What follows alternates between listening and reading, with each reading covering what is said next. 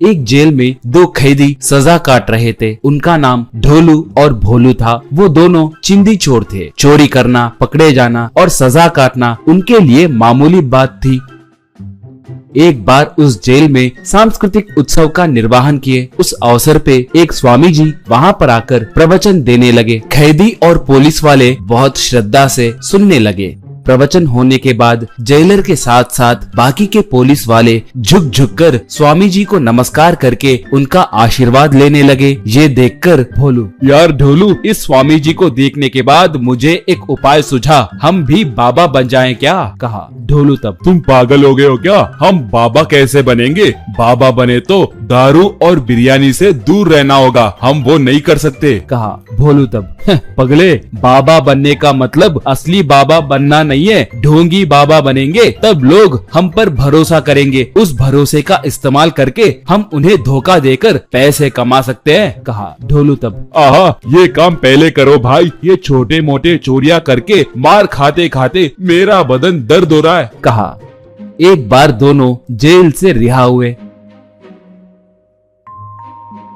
बाहर आने के बाद दोनों एक गांव को पहुंचे। उस गांव को अच्छे से गौर करके देखे तो मंदिर के पास ज्यादा लोग दिखे। ज्यादातर लोग तिलक और कुमकुम लगाकर बड़े भक्तों के जैसे नजर आए। भोलू तब, यार लगता है ये गांव वाले बहुत बड़े भक्त हैं, हमें हमारे प्लान को यही अमल करना होगा, कहकर वो प्लान ढोलू को समझाया। ऐसे दोनों मिलकर एक बड़ा खड्डा खोदे, ऊपर एक हैंडपंप रखे, बगल में एक दान पेटी भी लगाए। भोलू एक बाबा का भेष डालकर गांव में गया।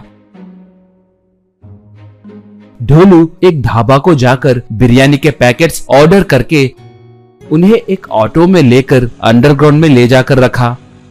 गांव में भोलू गांव वालों को बुलाकर, मेरे प्यारे गांव वासियों, मैं एक हिमालय बाबा हूँ। इस गांव से गुजरते हुए इस गांव के स्थिति को मेरे मनोनेत्र से देखा। आप लोग कितने बड़े भक्त हो मुझे समझ आया। पता नहीं क्यों आप लोगों के परेशानियों को वो भगवान देख नहीं रहे हैं, इसलिए मैं आपकी मदद करने के लिए आपको बुलाया। अगर आप मेरे साथ आए तो आपको क्या करना है बताऊंगा। कहा। ऐसे वो लोगों को लेकर उस हैंडपंप के पास आया। गांववासियों, ये एक माया हैंडपंप है, मैंने इसे प्रकट किया है। इसे मारे तो इसके अंदर से बिरयानी आएगी। उस बिरयानी को खाए तो आपके सारे परेशानियां दूर हो जाएंगी। एक एक बिरयानी का दाम 10,000 रुपए होगा। ये पैसे मेरे स्वार्थ के लिए नहीं है, ये पैसे जब मैं गाँव छोड़कर चले जाऊंगा तब आप लोगों को ही देकर जाऊंगा, कहकर हैंडपंप को मारा। नीचे मौजूद ढोलू एक बिरयानी को लेकर पाइप में रखा।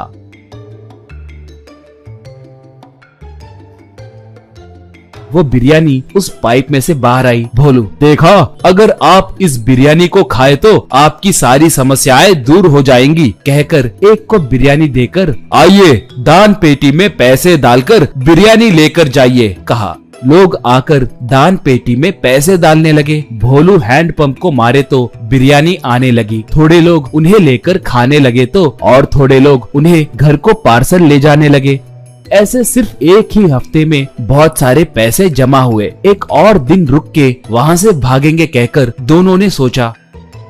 अगले दिन हरदम के जैसे ही वहाँ पर भक्त आए। तब एक, बाबा जी, आपकी बिरयानी एकदम हमारे गांव के ढाबा में मिलने वाली बिरयानी के जैसे ही है, कारण क्या है? पूछा। भोलू घबरा कर, बाबा, ये माया बिरयानी है, ढाबा के बिरयानी के जैसे क्यों होगी? ऐसा कुछ नहीं है, कहा। वो तब, ओ ऐसा क्या? तो फिर ये ढाबे का मालिक क्या तुम्हारा कोई दोस्त आए दिन बिरयानी खरीद कर ले जा रहा है कहकर बोल रहा है? क्यों भाई ढाबे वाले, क्या ये सच है? पूछा ढाबे का मालिक तब। हाँ सर, सच है, मगर ये वो नहीं है, कहा। भोलू, देखे ना, वो मैं नहीं हूँ कहकर कह रहा है ना, अब चुपचाप यहाँ से चले जाइए, कहा। वो, मैं इस गांव का एसआई हूँ, आप लोग जब से गांव में आए हो तब से आप पे नजर रख रहा हूँ, अब देखो मैं तुम्हारे दोस्त को कैसे बाहर लाता हूँ, कहकर एक पटाखे को जलाकर उस हैंडपंप में फेंका। वो पटाखा नीचे जाकर ढोलू के ऊपर ढाम कहकर फटा। ढोलू पूरा काला बनकर बाहर आया। धोखे के बारे में पता चल के गाँव वाले उन दोनों को पकड़कर खूब मारे। उस दान पेटी में से पैसे निकाल लिए। ढोलू भोलू फिर से जेल में पत्थर मारने लगे।